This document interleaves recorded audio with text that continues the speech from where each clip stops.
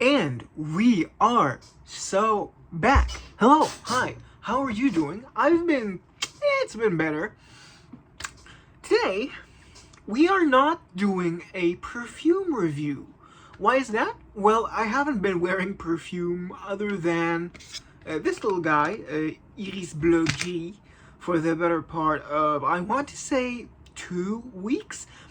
And so I haven't really been spending a lot of time wearing perfume, mostly due to forgetfulness and the very, very busy schedule, in quotation marks, of a fourth year bachelor student. So, instead, what I'm here to offer you as recompense is a rant of sorts, a thesis, if you will. And today, I want to talk about vintage perfume. Is vintage perfume all it is cracked up to be? Now, what does that mean? Why am I posing this question? I am a fragrance YouTuber of very small stature, both physically and on YouTube, in a community that is a sub-community of the fragrance community. The subset of the fragrance community that I am a part of mostly delves into the older, more classical fragrances. May that be something like Chypres, like Mitsuko, and Yves Saint Laurent Y for women from the 60s, maybe it was 70s, and not so much, though there is still a part that delves into more modern fragrances. I wouldn't say consensus, but an opinion that I hear a lot in this community from many creators is that, they don't make them like they used to. Vintage perfumes are just better than modern perfumes. And you might tell by my younger visage and the fact that I'm even posing this question, that my answer is going to disagree from that consensus.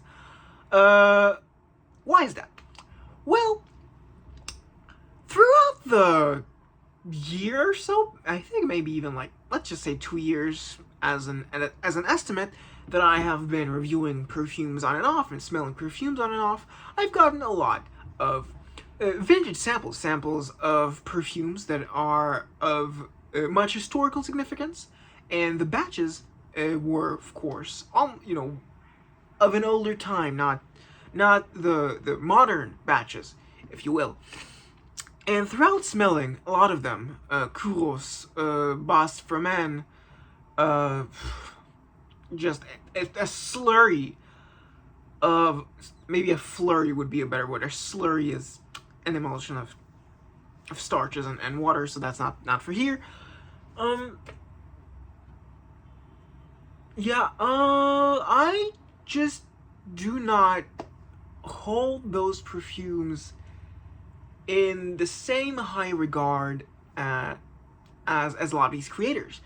Do I undermine the significance of these perfumes historically? No, of course not. Stuff like Kouros, Bas Fremen, paved the way for a lot of the animalic oriental fragrances for men in the 1980s. Now that was a big trend. Stuff like Chanel pour Monsieur, Vetiver from Guerlain, just genre-defining perfumes. And I like some of them, but those perfumes stand out as perfumes that history remembered. And so, because a lot of the perfumes from those times, that we remember, sorry, let me rephrase it, no editing, sorry, just bear with me.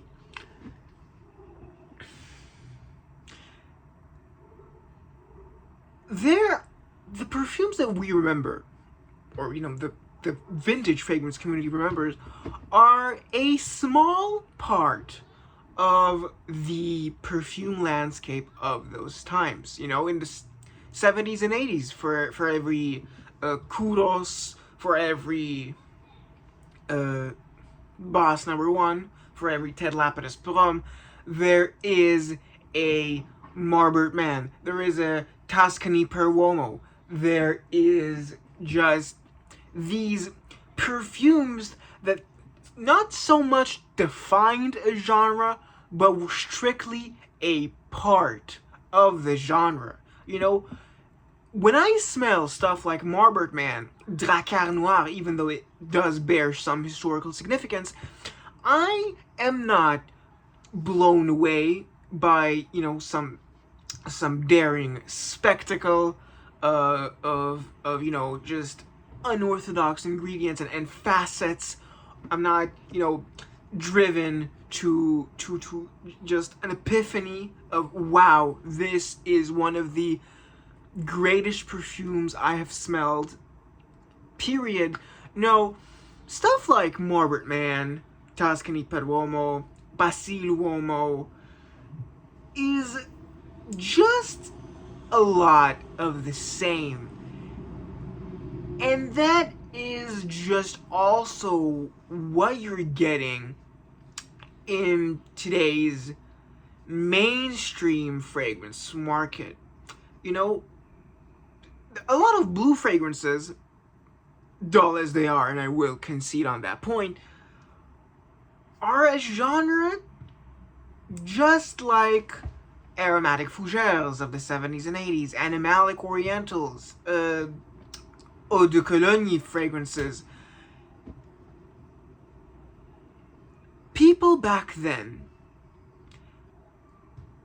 it was very plausible that people back then held the same, I won't say disregard, but opinion that, you know, a lot of the fragrances of the time just weren't that great, and they did it way better beforehand. You know, it's mostly nostalgia bias. You know, whatever smells you grew up with are the smells that you would think are the best. Usually, of course, there are always exceptions. Just like me, my dad used to wear and still wears a lot of Fahrenheit on evening outings. So whenever there is a family dinner, whenever my family, including myself, are invited to dinner at a guest house, my dad would spray Fahrenheit. And while I do associate Fahrenheit with my dad, love him by the way, it is not a smell that I enjoy. It is rubbery, almost reminiscent of asphalt. And I just cannot stand that smell. Is Fahrenheit one of the greatest fragrances of all time? No, I do not think so.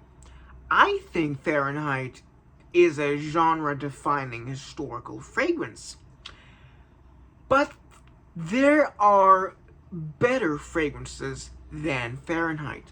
That stands for a lot of these, you know, so-called vintage, or I'll say classical fragrances that just, there's a lot of modern day fragrances that I appreciate more than these old school fragrances. You know, in terms of stuff that I enjoy, in terms of like modern stuff, I'd say a lot of what Healy does, Les Indémodables, Salt Pasha, one of my top 3 perfume brands, period. A lot of the stuff that he does just wipes the floor with a lot of the fragrances, you know, the all-time greats, the GOATs, if you will. And so, considering that I'm already running out of steam, you know, that's what a lack of script does to a video, I'll just reiterate my point, since you would have probably been lost as much as I've been in this rant, this stream of consciousness about vintage fragrances. Vintage fragrances are not better than modern fragrances.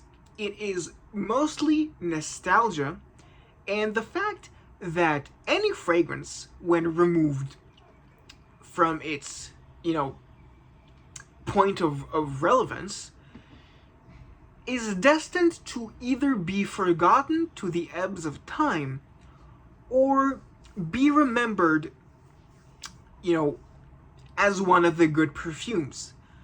So the part of the perfumes of the time that, you know, the public remembers is mostly, if not only, the good fragrances. And so whenever something that is, you know, has been forgotten is found again and is resurfaced, it just isn't as good as those vintage fragrances, nor are they really as good as the fragrances of relevance of today's era. That is my thesis, as convoluted and as incomprehensible as it may be. If you disagree with me, which I imagine, since a lot of my viewers are vintage fans, you will disagree with my views, do comment down below and tell me why you think I'm incorrect. If you do agree with me, that is very appreciated. If you have something to add, something to tweak about my thesis, I would also appreciate that. Yeah, I'm sorry for not uploading as much. I'm going to try. This isn't a promise, this is more of a goal. I'm going to try to upload more. You know, if I don't wear something, I'll try and think of a rant topic. Yeah, that's been it. I have been Dev. Thank you so much for watching my video, and I'll see you next video. Bye.